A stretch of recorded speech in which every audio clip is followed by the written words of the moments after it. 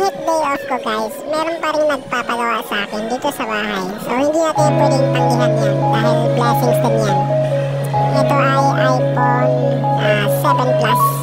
Papalitan natin ng bagong LCD dahil ang sabi niya, nag-ghost touch na daw yung nakakabit niyang LCD. So ito ngayon, sa bahay na lang tayo mag-repair. Kahit pa paano, meron pa rin tayong income.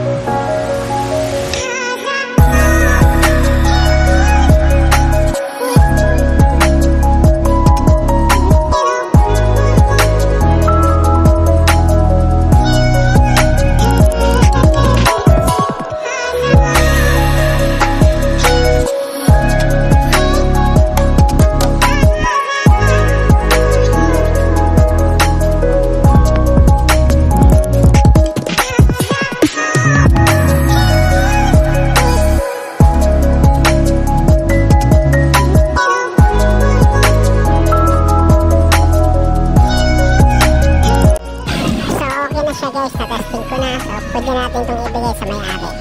Siyempre, kailangan pala tayo magpasalamat para marami pang blessings na darating.